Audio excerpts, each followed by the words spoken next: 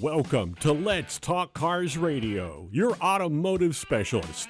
Be a part of the program today by calling 757-222-3705.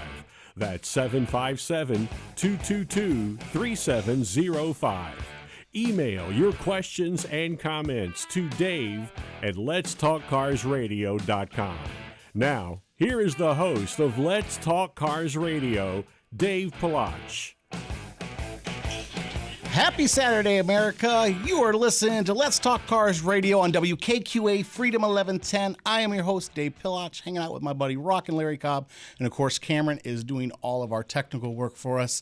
I want to say thank you to everybody that's out there on Facebook that's been following us. It keeps on going up. Likes are going up. Viewership's going up.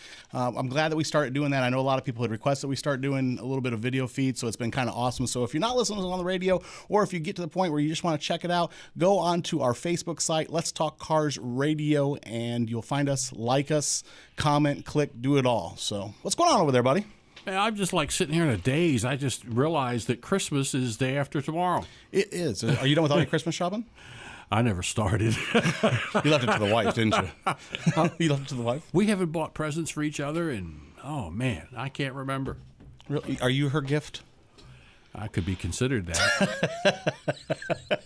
Well, we are done for the most part. I told you, we started shopping early this year. So we pretty much got everything done, and it's all stashed away underneath the tree. It's all best to get it done early because it sure turns into a zoo out there. The tree looks like it threw up. It's pretty ridiculous. But you know what? Christmas is my favorite time of year. I love it. I've always got caught up into it. And, it's just something I look forward to. I know some people are Christmas people, some people aren't, but it's been interesting. I'll tell you, I've had an interesting week this week, and I tell everybody, I share a lot of things that happen in my personal life, especially things that are car related, and it always seems to kind of go hand in hand, especially with this radio show somehow. So I don't know if I told you that Nathaniel's car got backed into. Mm-hmm. Remember that? Okay, so we've been dealing with the insurance company, and my fear is the insurance company might want to total the car because the car is older in age. Even though he's done a lot of work to the car, they just look at the blue book value of it and stuff. So I got with the insurance company that took care of the other side because he's not at fault. Somebody backed into him while he was parked, and of course it's people across the street and good people, and and they just wanted to get taken care of. So I called their insurance company because it's been a couple of days and I hadn't heard from them. And I'm like, okay, this seems to be dragging on. So I finally get a call back from their insurance people, and they're like, oh, well, here's what you do. Just you take it to this repair shop or that repair shop, and they'll take a look at it, and they'll give us an estimate, and they'll call us and tell us what the estimate is, and then we'll get back to you. I always hate that. I've never liked that at all. I always like that when they come out to the house and take a look at the car. I hate having to take the car someplace. But, okay, it is what it is, So he's like, just call over there and they'll make an appointment for you. So I call over to the repair shop. I'm like, hey, and tell them, my son's car got hit and we need to go ahead and take care of that. And they need to bring it in. Apparently, you guys are supposed to take a look at it and tell us what's wrong. Yeah, I'm going to get around to that sometime today, getting all those names together and calling and setting up appointments. I'm like, okay, so I'll call you. So my first question was, well, do you even know who I am? I mean, I never told you my name. Oh, yeah. What's your name? So I give him my name. Yeah, I'll call you. I'm like, okay, you got my number? Oh, yeah. Hold on. Like, I'm inconveniencing them. I mean, repair shops, please listen. Stop putting stupid people on the telephone. I'm going to tell you that. It's the nicest way I know how to say it. That would make me nervous. Right. I'm not going there. This is a large name place too. It's a dealership on top of that. Wow. Yeah, I don't throw names out there. I won't do it. Sometimes I do when I get mad. I lie. Sometimes I do when I'm mad. But you're not mad enough now. I'm disappointed because we have these conversations over and over again about repair shops and how they put the dumbest people on the telephone. You need to have the most intelligent person on the phone. Listen up. I'm going to say it again. The most intelligent person on the phone representing your company and taking care of your customers. That's not taking care of the customers. First of all, you didn't know my name. So how are you going to call me back? You don't even know who I am. How are you going to say I'll call you back? You don't even know who I am. Then I have to question you the fact if you have my telephone number. You didn't even think to write it down. You were getting blown off. Oh, I was getting the big blow off. And which is, now we come to it. No one's called. That was like Tuesday. Yeah. No one's called. So and of course they have Nathaniel's number, so it logs. If somebody calls a missed call, it's there. You can't lie anymore. Oh, I called you. Those days are done. You know what I mean? You remember back 80s, 90s, you could get away with that. Nowadays, it call logs. There's no way to lie about it. We know if you called or not. They haven't called. I got the blow off. So meanwhile, the car's still drivable. It's not that it's a big issue as far as drivability, but we just did all that work to the car. The car was just painted. It's got the paint job has been on the car for a month now, and now it's got to be completely painted again. I'm sure because it's a custom color. So I already see in my mind where this is going to go because the car is older. Like I said, he's did a lot of work to it, and it is a nice car now. You know what I mean? He did all that swap and conversions, and he's had it all painted, and it's a custom color. And I know they're going to look at the car, and when I tell them, look, it's a custom paint job, it's going to be big money for you to repaint that car. It's going to be over the value of what they think the car is. Yeah. That happened to me. I mean, not with the paint thing, but my car, I would love to have kept it longer. I got rear-ended, and they totaled it. And we can give you this, and you walk away, or we'll give you about $300 less, and you can keep the car. Was it real bad, though? It was worse where you couldn't see.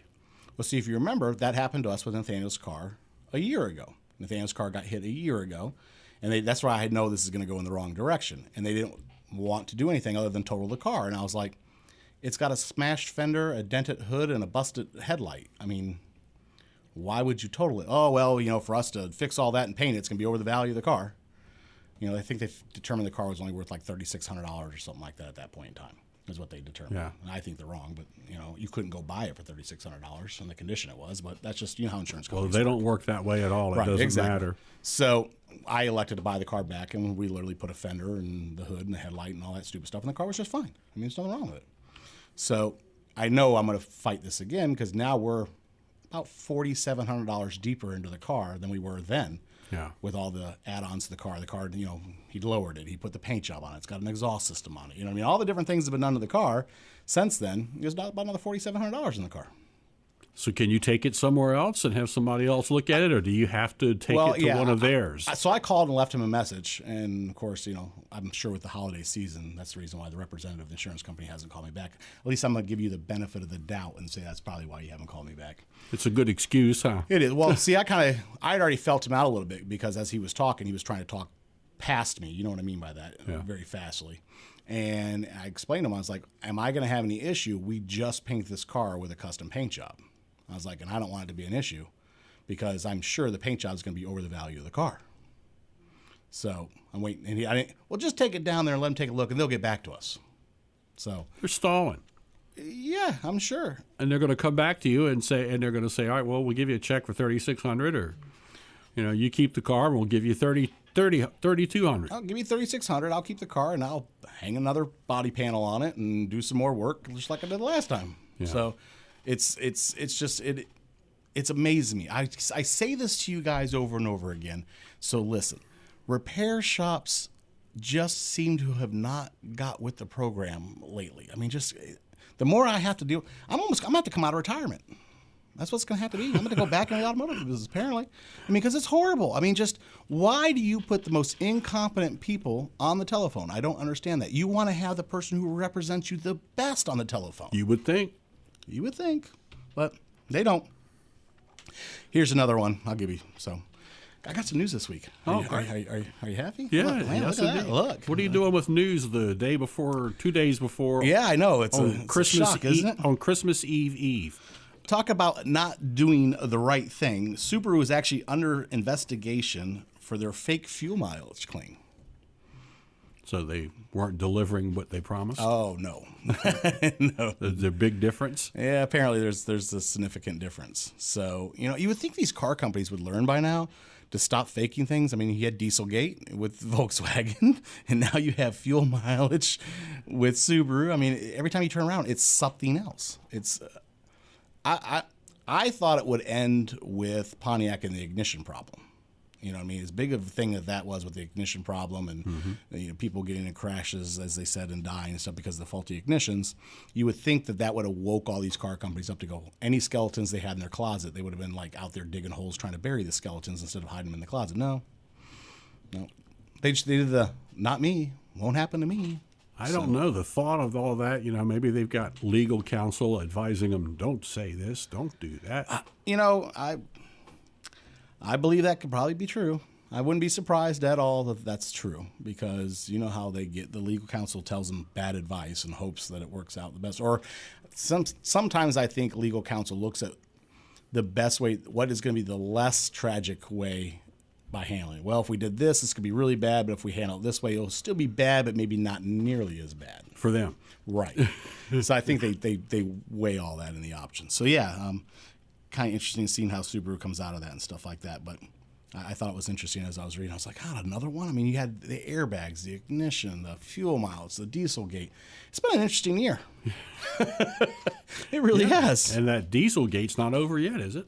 No, I told you the one executive got the maximum, so he's in prison. I said, I don't think he ever thought, I mean, like I said, how do you go from living in your multi-million-dollar mansion to, you know, living in a cell? Who would thought it would come to this? Not him, I'm sure. Not him at all.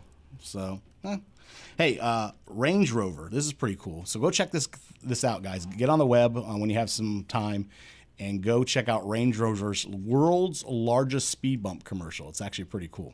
So they filmed this commercial and they put this big, huge speed bump in the middle of this road. Well, I mean, it's probably 8 foot tall speed bump. That's not a bump. But it is. It's that's what they call it. World's largest speed bump. 8 feet tall? It's like 8 feet tall. Yeah. You can't go over that. Oh, but they do with the Range Rover. So all these other cars come to it and they're staring at it. And it's got little arrows on it that points up, like where to drive at. You watch people smash their cars because as they try to pull up to it, the front bumper hits the speed bump before the tires ever do, and they smash the front of their cars and stuff.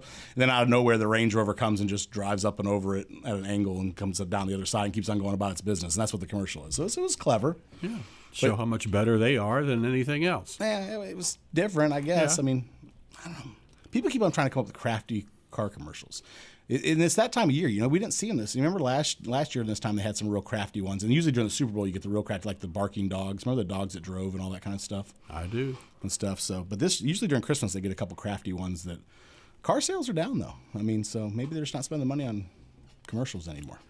I don't know. It's given all the football attention that's been going on, what's going to happen? I mean, I already know that I think Frito-Lay is one that's not going to run spots in the Super Bowl. Maybe car commercials won't run during the Super Bowl either. They may not. I saw CarMax was up, though. I saw that this week. CarMax is up 8.9% this quarter. Yeah, but they're good folks. Look, I'll tell you, I've said it 1,000 times. I don't do any sponsorship with CarMax. I just believe in their system. It is a really good system. Now, people will argue that they have the no haggle. It's the price is what the price, and some people don't like that because they can't negotiate the price on the car.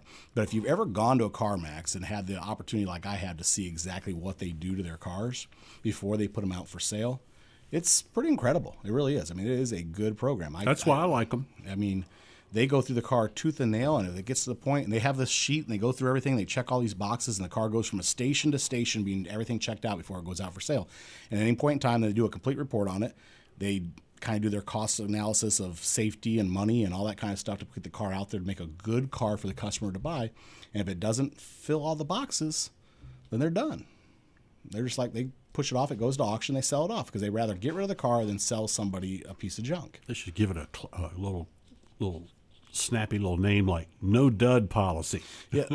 Like I said, I very much believe in them. I got no reason to, say anything either way for them. I've watched the process. I know how it works, and it's a good company. It's working. I mean, it absolutely is working, and you get a good quality car from them if you're looking to buy one. You just do.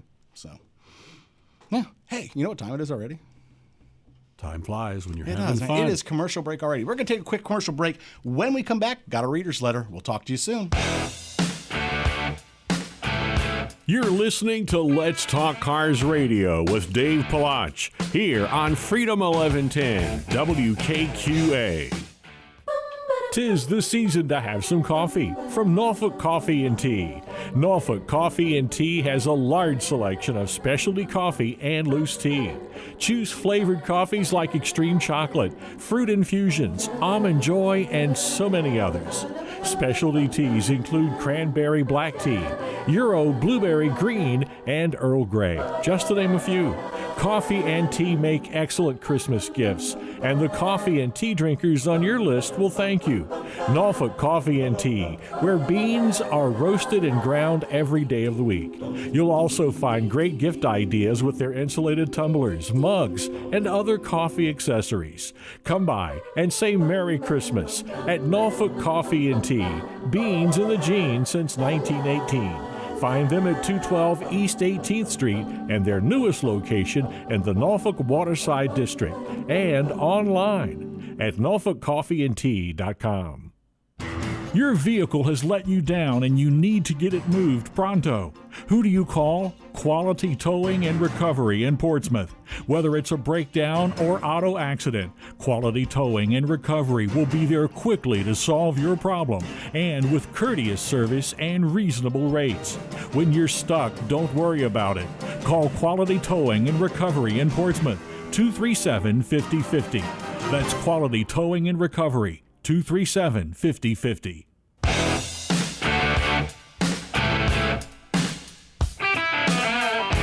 Welcome back to Let's Talk Cars Radio, your automotive specialist. Call into the program now at 757-222-3705.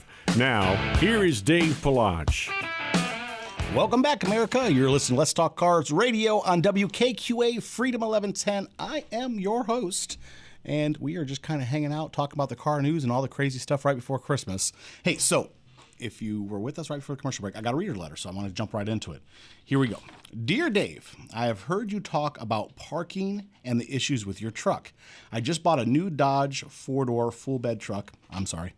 No matter where I go, the truck doesn't fit in the parking spots. We've talked about this with my own truck. I am at times halfway blocking the drive lane. Am I at risk of a ticket? I'm filling the parking spot as far as I can go. Justin in Chesapeake.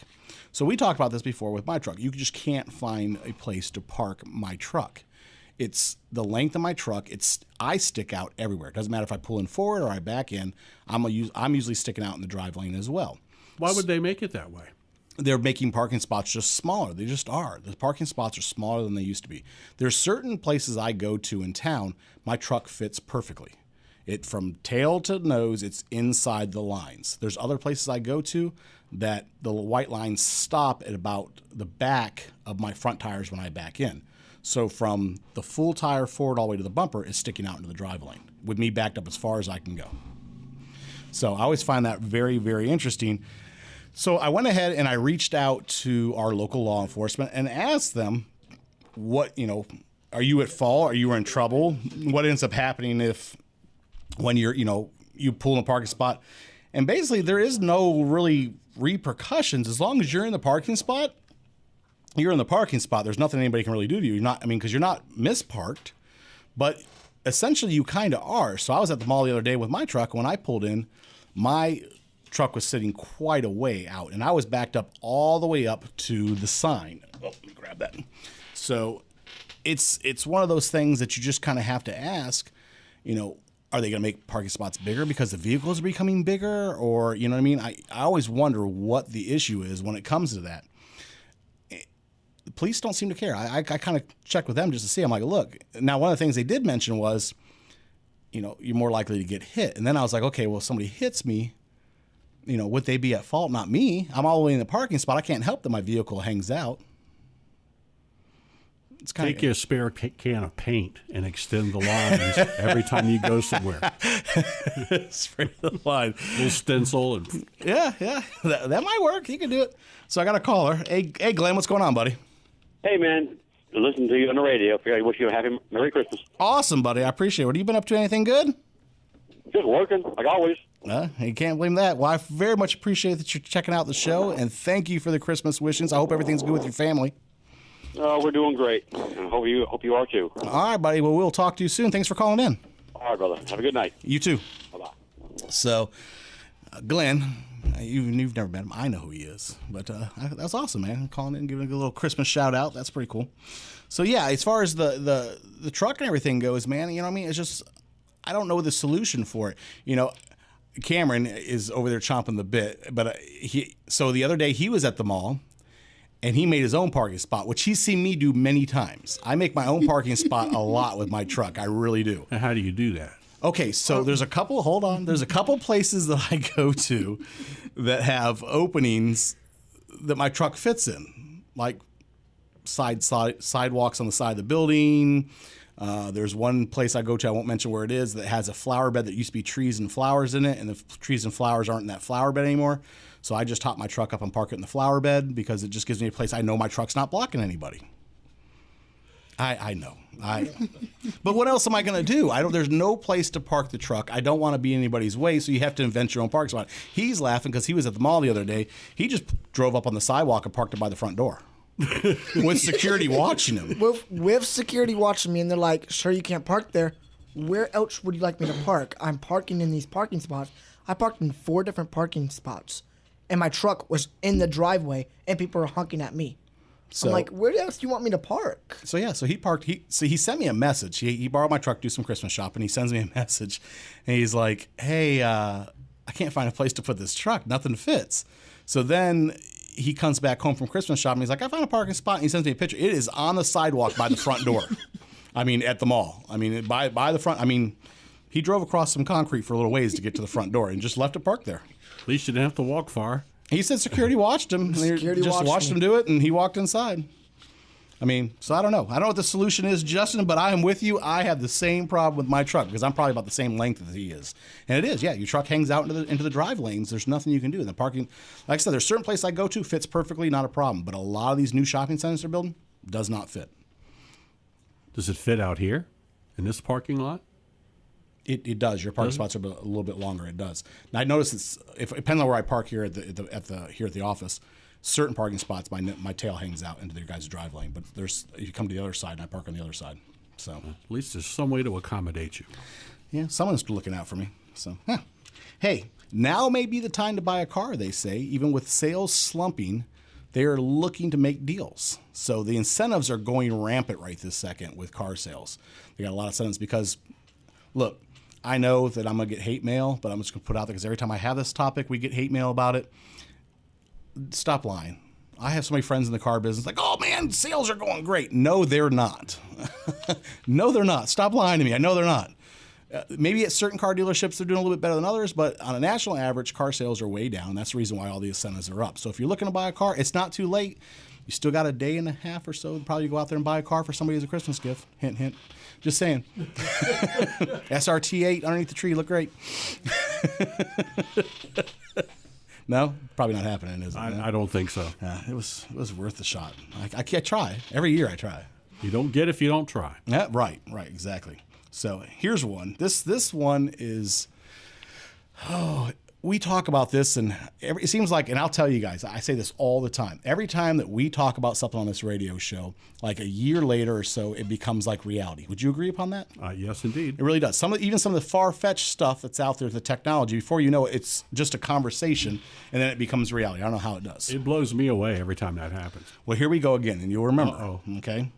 So Hyundai will be featuring a car with a personal assistant in 2019. Now, we talked about this. It was got to be about a year and a half ago we talked about the possibility of this. Now, just recently we talked about the big push for home systems is because of the car systems. You remember that conversation? Mm-hmm. Okay, so here we are. By 2019, the cars will be able to predict your needs in advance, like if your body temperature seems like it may be cooler than it wants to, it will actually activate the heat. So my understanding is the car's going to have sensors in it, and it'll be reading your facial expressions like we talked before. It'll be reading your body temperature, your vital signs, and all that kind of stuff.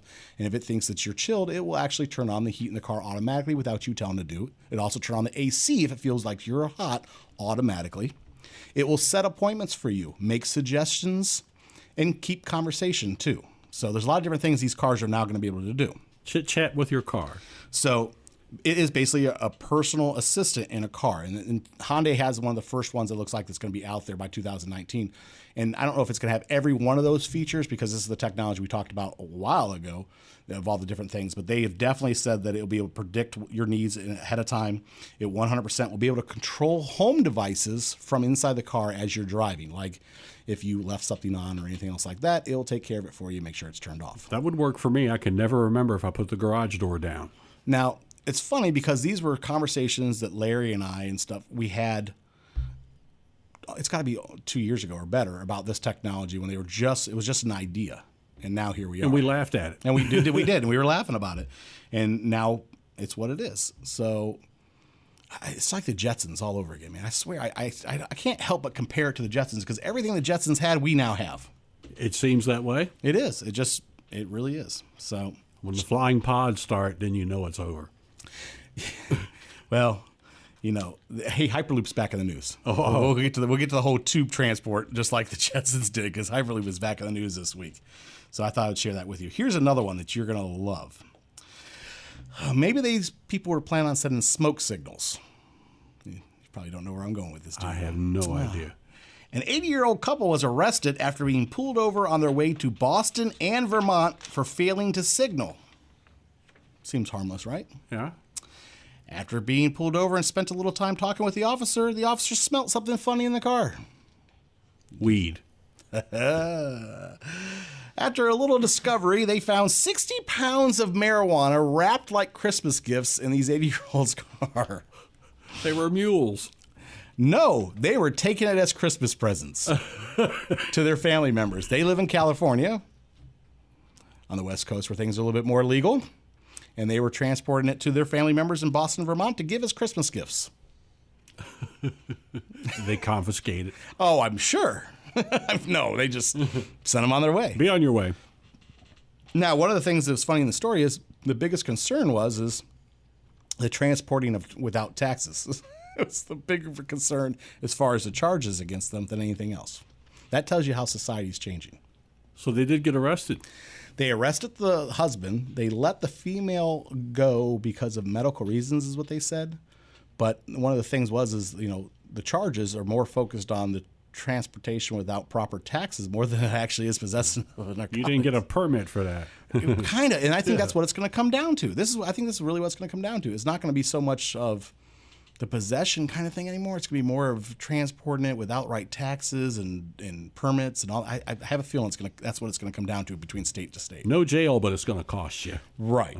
It's a changing world out there, America. I'm telling you. Now they just pull you over, toss it on the ground, crush it up in little pieces so you can't enjoy it, look at you and tell you about to go on your way. Crazy.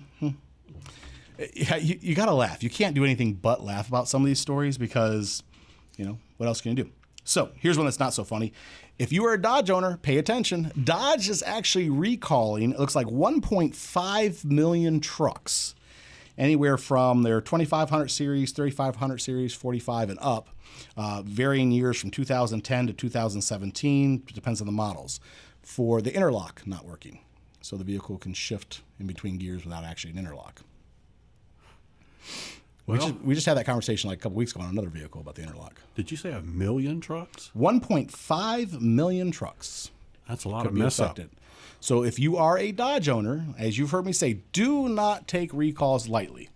Go take your vehicle in. Even if you think it does not affect you, stop by your local Dodge dealership and just tell them, hey, I think I may have one of these trucks. I'll just make sure it's not affected. That way, if it is, they can get it taken care of because recalls are a serious issue. They don't put a recall out just for the heck of it. They put it out because it's important. So definitely get out there and get it checked out. And, that's what you get for buying a Dodge. And on that note, we're going to take a quick commercial break and we'll talk to you soon.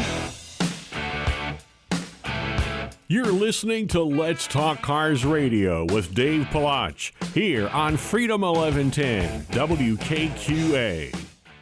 Hey travelers, do you want to save money on your next flight? Then pick up the phone and call. That's right, call, because the best prices are not online. They're with SmartFares. See, SmartFares has special deals with the airlines. When they have unsold seats, they use SmartFares to fill them. So you get airline tickets at ridiculously low prices. Our prices are too low to publish online. With the extra money you'll save, you can book another trip or treat yourself to dinner or shopping.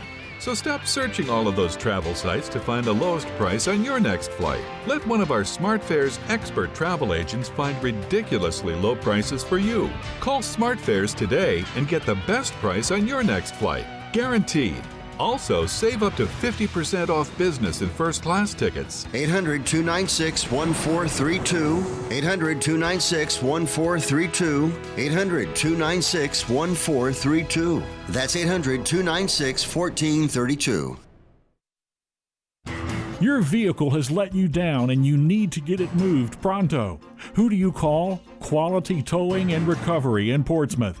Whether it's a breakdown or auto accident, Quality Towing and Recovery will be there quickly to solve your problem and with courteous service and reasonable rates. When you're stuck, don't worry about it. Call Quality Towing and Recovery in Portsmouth, 237-5050. That's Quality Towing and Recovery, 237-5050.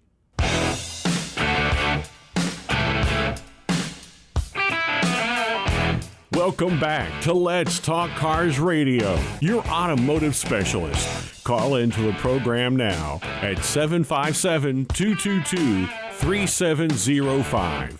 Now, here is Dave Palach. Welcome back, America. You're listening to Let's Talk Cars Radio on WKQA Freedom 1110. I am your host, Dave Palach. Hope you've been hanging out with us, enjoying the show. So, like I told you before, go check us out on Facebook. You can actually like us, comment, everything. Follow us all there. We do Facebook Live, so we started doing that recently. So everybody's been really enjoying it, and like I said, the viewership's been going up, which is great on that. So we're loving it. So go check that out for us and leave us a couple comments. So, got another reader's letter. You ready for this one? I am. Here we go. Hey guys, quick question. I own a 2008 Nissan Altima. I've been told the CV axles need to be replaced. The shop told me that I should do both of them at the same time and get an alignment. Only one is making noise and bad. The service guy even said the other one isn't bad yet, but he highly recommends me doing both. What do you guys think, Carrie in Portsmouth? This is one of those ones that it's hard for me to answer just a little bit because me being anal, I would replace both of them at the same time. That's just me. I'm just that person.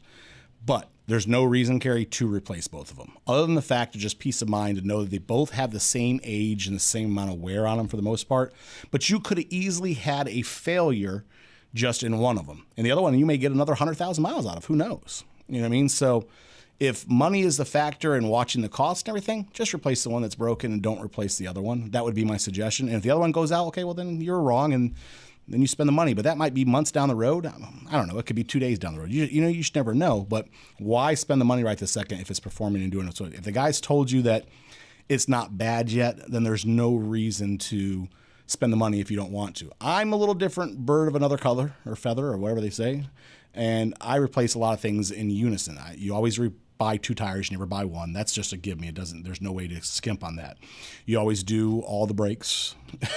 You don't just try to do one side and throw a pad on it. I'll save the other pad for later. You trust me, people do it. I know you're looking at me crazy, but people do it all the time. You don't just put one rotor on a car. You put a set of rotors on a car. I mean, all those different things that you're supposed to do. Those are things that you do in unison. The CV axle, it's just one of those things that's my preference because I believe things have equal wear. So when things are exactly the same and equal wear parts, I usually replace both at the same time. That's just me. I'm not saying that's what you should do because I believe that you probably should just fix the one and roll. Don't let the garage talk you into replacing the other one. If you don't feel comfortable with it, just don't do it. You've heard us say that 1,000 times. Never let a garage talk you into something if it doesn't make sense to you. If you are in a garage, and the garage owners that listen, hear me out because I know that you guys get irritated when I start giving advice like that too. But the reality of it is don't ever talk the customer into doing something they don't feel comfortable with. And customers don't do anything that you don't feel comfortable doing. If you don't feel comfortable, wait, go home, do your research. Get online. There's a lot of information out there. Don't become an online pirate where you read something and every problem applies to your car and it's a totally complete different model. We've talked about how that works too, but at least go do your due diligence. If you don't feel comfortable, I mean, you don't even have to leave the repair shop nowadays. You can step outside, get on your smartphone and do a little research on your smartphone and read a couple articles and see if what they say sounds correct to you before you open your wallet. I can't count how many times in the automotive business people have literally done the kick their wallet in my direction. I've had this conversation. Literally, I will start telling them what they need to do with their car, and it's like they just throw their wallet on the ground and start kicking it in my direction. Just take whatever you want out of it. I mean, that is the worst way to do business. Just be a little bit smart. Listen to what they say. If you're at a trusted auto garage that you've been doing business with forever, people always go, oh, I've been doing business with them forever. It doesn't mean that at one point in time they're not going to try to take advantage of you. They're just not. Just do your research so you make sure that's not happening. I'm not saying they're going to, but just be informed. An informed customer sometimes is a good customer. You also told you sometimes an informed customer is the worst customer because they're informed in the worst way. They believe that anything they read on the internet is true. It's just the way it happens. We all know about that. It is. If it's on the internet, it must be truth, right? So just like I said, do your due diligence and, look it up. If you don't feel comfortable with it, then, you need to make an educated decision for yourself. And how can you do so if you haven't taken the time to educate yourself? So that would be my suggestion on that. I would just replace the one and roll on until the other one. You might get another 100,000 miles out of the other CV axle and not have to spend the money. Is that a pricey repair? Not really. I mean, I got to consider the source of what you. I would call it 200 a wheel, kind of pricey. Then you would probably consider it pricey. I would say probably the average on most cars, probably about an hour and a half labor, and then whatever the cost of the part is. So you're probably looking close to about mid-threes, maybe by the time you're said and done. I had to replace a wheel bearing, and they recommended replacing. It was on the front. They recommended replacing them both, and I said yes, and that was $500. That's okay. So that's another thing that I get questions upon about the wheel bearing stuff. I usually like, once again, to do things in unison. A wheel bearing could just had a failure, though. You know what I mean? So it's just a part that could have failed. That other one might go forever. So if you're not inclined to want to spend the money, there's no reason to. It's different if you just decide that's what you want to do. And that's just what I want to do type of guy for my vehicles. Usually if I'm replacing one hub assembly, I'm replacing the second hub assembly just because it has equal wear on it. I'm just weird about it. But you don't have to. You don't have to do that at all. And I don't suggest everybody does that. And let's say if you have the money and you're not, have a problem with separating yourself from it, then by all means, go ahead and do things in unison with each other. I do it to have peace of mind down the road for ways. And that's the reason why I do a lot of it. I'm like, okay, this part has failed. There's an equal part on the other side of the car that does the exact same function with the same amount of miles on it. So that's the reason why I usually do it. Now I've got a new one and another one with a whole lot of miles on it. And here's my also thought is this part taking up the slack and the pressure for the one that's maybe start to wear out, and I'm gonna wear this one out quicker. So that's how my mind works too. So yeah, like I said, I mean, you don't have to. Like I said, you may go a long time, especially on a CV axle. CV axle is a little bit different kind of thing in the way it all works and stuff. It's not the same as like a wheel bearing or anything like that. So you could roll forever. Who knows? That's my suggestion, like it or not. Moving on. Hey, remember the cat dispenser? The cat car dispenser we talked about? Yes. Would you believe that Ford is going to be the first one to jump on the bandwagon to sell a car out of that thing? No. Yeah. So if y'all don't know what I'm talking about, a couple weeks ago we talked about there's car vending machines. This is becoming a thing. It's more of a novelty, I think, than anything else, but they're popping up around the world. So they are now building one that is in the shape of a kitty cat. And it's the cat car vending machine. And we were joking it a couple weeks ago, and now Ford is in the news this week saying they're going to be the first one to put a car in there for sale. I just don't see that catching on. Well, it's a Ford. How much worse could it be if it comes out of a cat vending machine? I mean, does it purr when you walk Ford up? Guys. Does it purr when you walk up to it? It's purdy. I don't know. Cat vending machine. It has something to do with the country. We talked about that, but still, it's still a cat vending machine that spits out a car. It makes no sense. None of it goes together at all. So, here's some news on your favorite person that you like. Mr. Musk? No, your second favorite. Think racing. Well, I don't really have a favorite in racing. Yes, you do. You do too.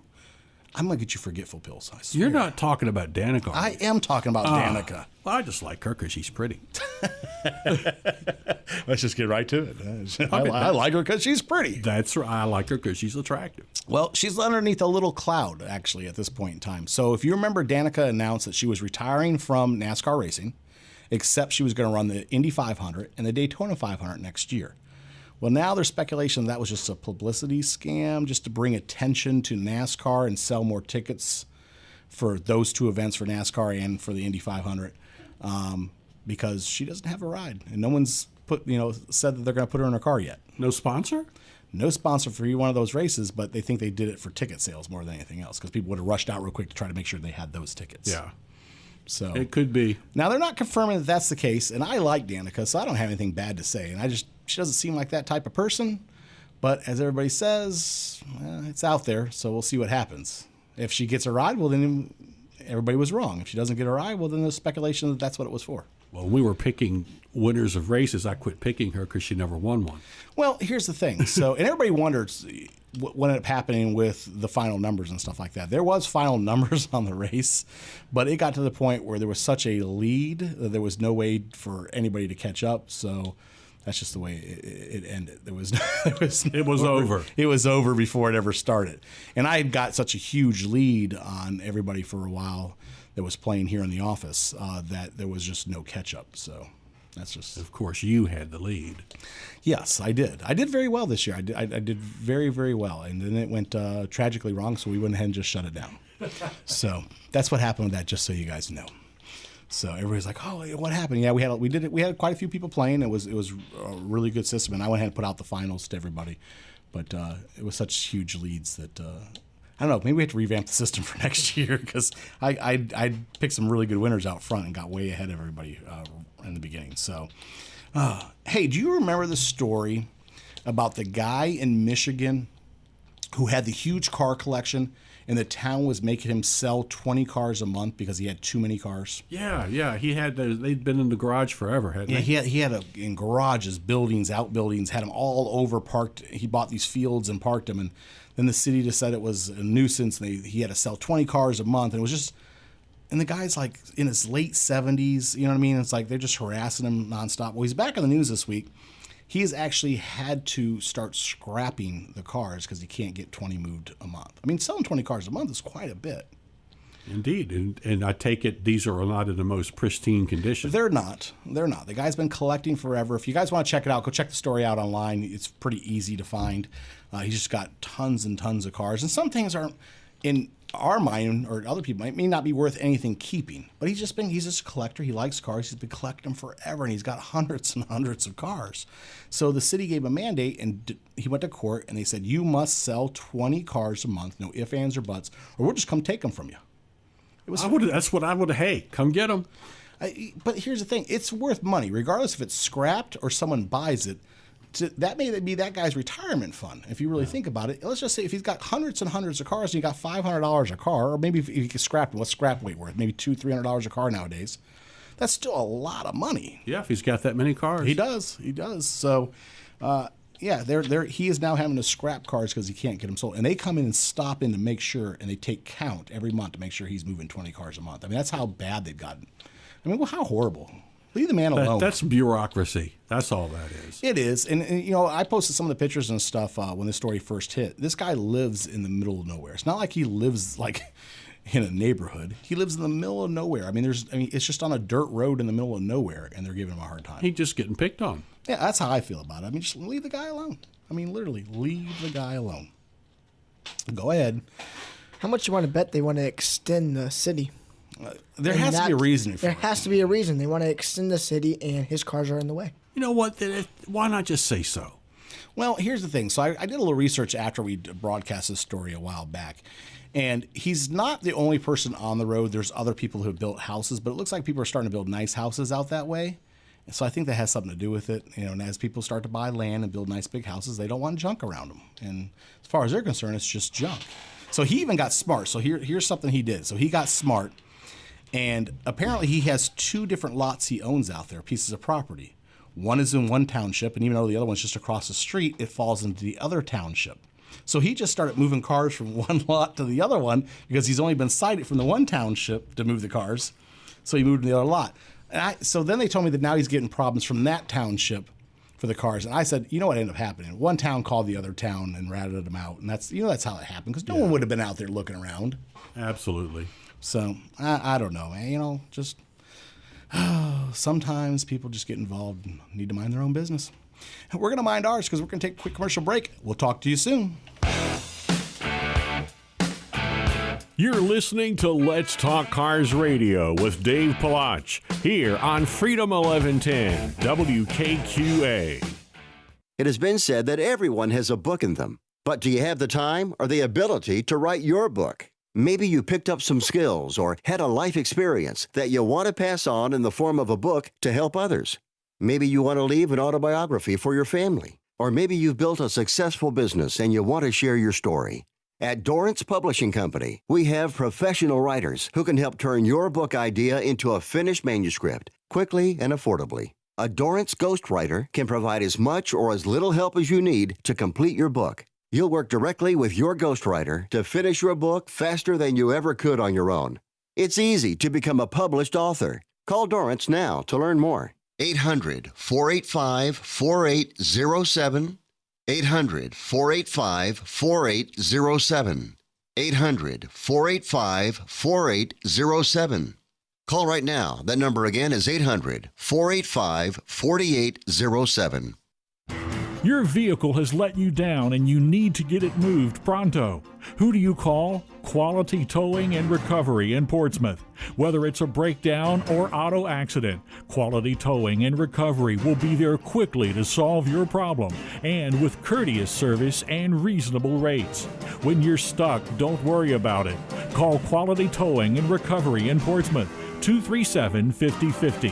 That's Quality Towing and Recovery, 237-5050.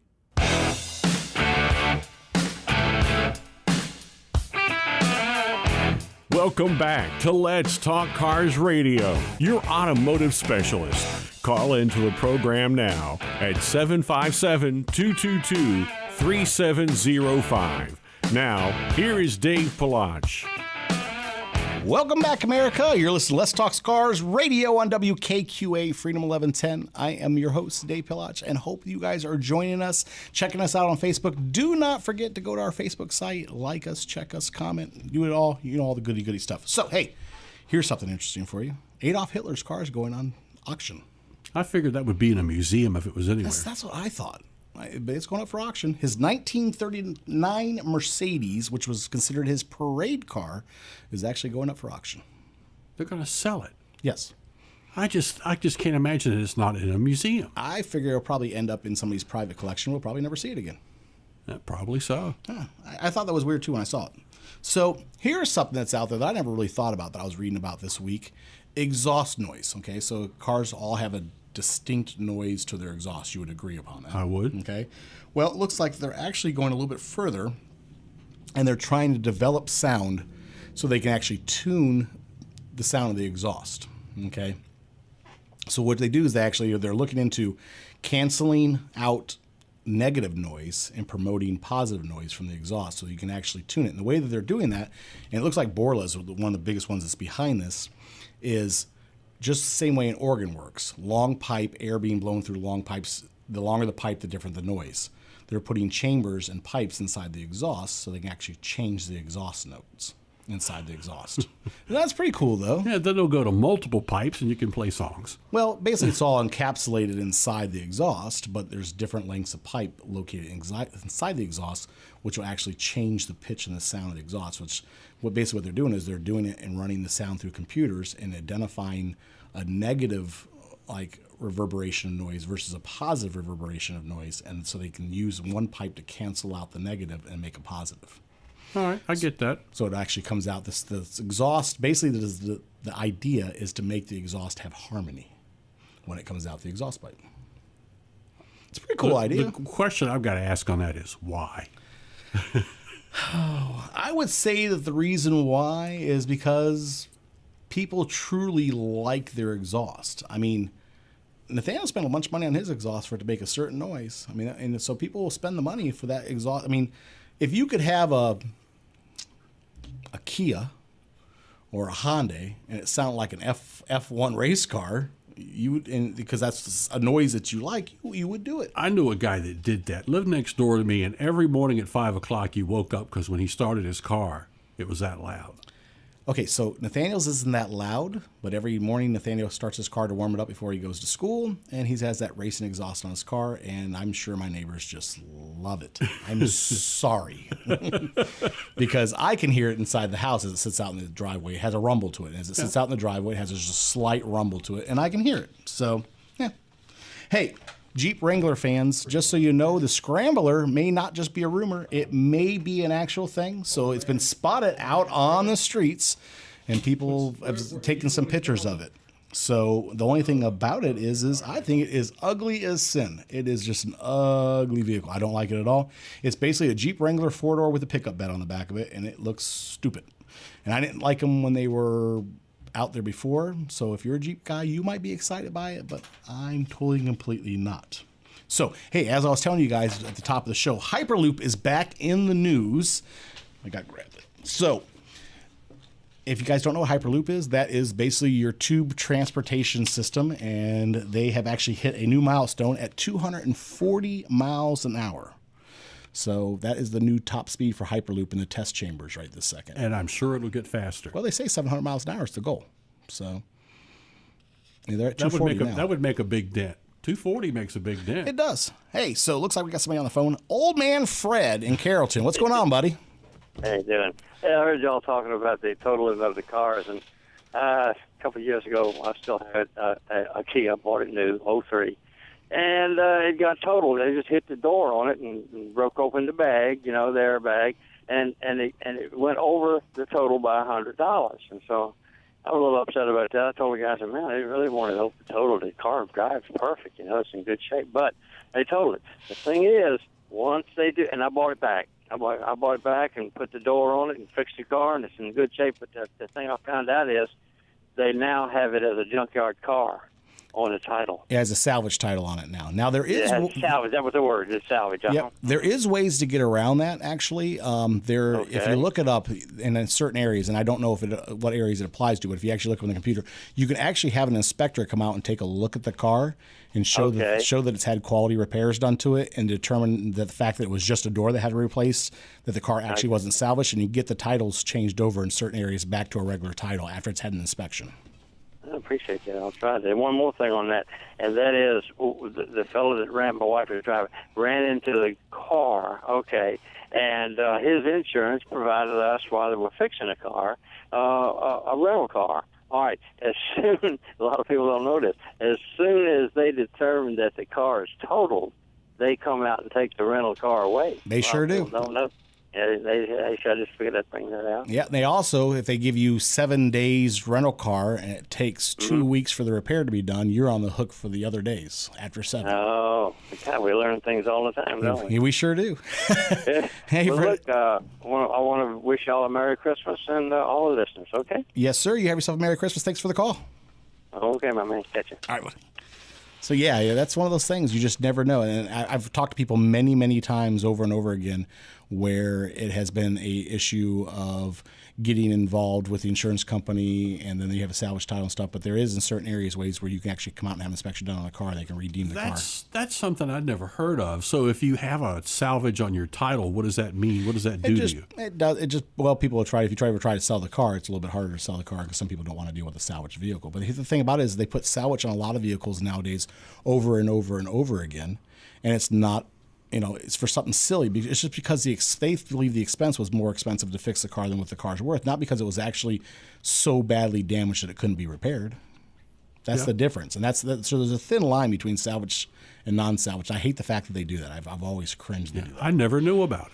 Yeah, it's one of those things. Hey, so I got something special for you. Uh-oh. Some bumper bullies. So you had some of those last week. You were saving them? Yeah, well, I do. I wait until I get some that come in, and then when I get a pile of them, then I can just kind of roll into them a little bit. And I've actually managed to get quite a few different ones that were sent to me. So here is one of the things. So before I get into bumper bullies, I have one last thing for you guys. Holiday gift stash. This was an idea that was given to me, which is actually a great idea. You're asking what that is and how that relates to cars. So, you ever gone to a birthday party or walked into an unexpected birthday situation where you forgot it was somebody's birthday? Oh, yes, indeed. So how about Christmas? You go to Christmas, you run into somebody, or you go by the house, and they bought you a gift, but you didn't buy them a gift? You know how much I hate that? Okay. So here is the idea. It is called the gift stash. So you get yourself a small little container and you buy some random gifts throughout the course of the year. You wrap them, you put them in this container, and you put it in the trunk of your car. So you're never, ever without a gift in those situations. So somebody surprises you with a gift. So I got yours out in the car. That's right. I got yours out in the car. And you just have random gifts in the car that are already pre-wrapped, and they're in a stash, so you never get yourself caught in that situation. This is genius. It is. It's a terrible situation to be in. I just don't like it. I hate it. It's happened to me many times over the years. Same here. And I hate it. So what about this as an idea? You just get a small container. Not big gifts. You just buy some random gifts like, a coffee mug for a girl or a coffee mug for a guy or a couple and you just wrap them. They're already wrapped and you keep them in there. So if you ever get stuck in that situation, you always have 8 or 9 little gifts already pre-wrapped out in the car so you're never caught. Lifesaver book. I think this is a great idea. This is an awesome idea. It's perfect. Yeah, but it requires planning, and that planning is effort, and you know how I am with that. I throw it out that the idea was presented to me, and I liked it. I thought it was funny. I think it's a great idea because I've had it happen so many different times where you're caught without a gift and you need one. Yep. So, all right, give you that one. On to Bumper Bullies. Back to Bumper Bullies. See, I want to make sure I cover that because I thought it was great.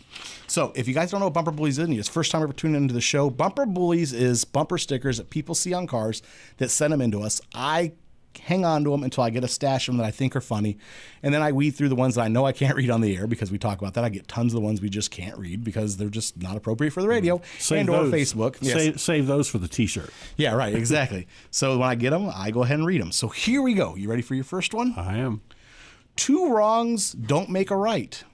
Take your parents, for example.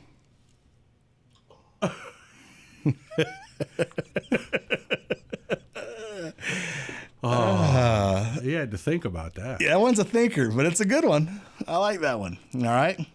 Here's another one. If that one got you, hang on tight. We ain't done yet. Right. You're fat. I'm not going to sugarcoat it for you because you'd probably eat that too.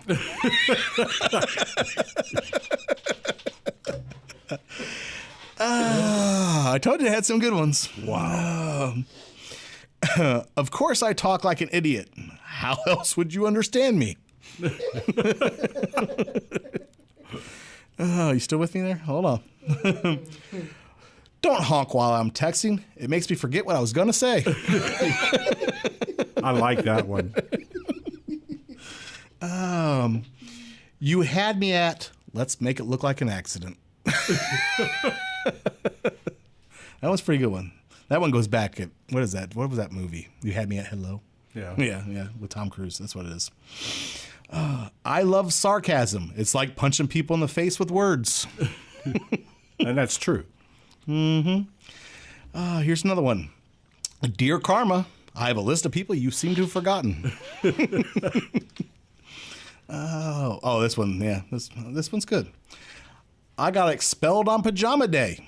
It's not my fault I sleep naked. Wow. Oh, this one's good. I like this one. I licked it, so it's mine. That's a good one. My donut. Yeah, my donut. I licked it. It's mine. Some days I amaze myself. Other days I forget my keys in the refrigerator. And last but not least, if we get caught, remember, I'm deaf and you don't speak English. So those are your bumper bullies. Oh, I'm telling you. I get a collection of them. People send them to me, like I said, and I just hang on to them and I hang on to them until I get enough of them that it puts together something I can read. The problem with it, as I've said before, is I get a bunch of them I can't read. I like that texting one, though. Yeah, the texting one's good. Don't honk at me while I'm texting. I got to remember that one so I can use it somehow. Oh, you don't text and drive. No. I'll use it on some other people. Oh, okay. Well, you guys, that brings us to the end of our show this week. It is a Saturday where we're at. It's actually pretty nice. It's about 60 degrees out there. The sun is shining. Hopefully you have great weather where you're at. As I've told you guys before, people listening around the world, you can check us out on Facebook. You can actually log in on the computer and listen to us nationwide, all over the world, wherever you want. We're out there. Just find us, look us up. Enjoy your Sunday. It's right around the corner. Turn off the TV. Spend some time with your kids. They'll love you for it. And again, enjoy your Christmas holiday. It's coming up. Merry Christmas to everybody. We love you. Have a great holiday season, and we'll talk to you soon.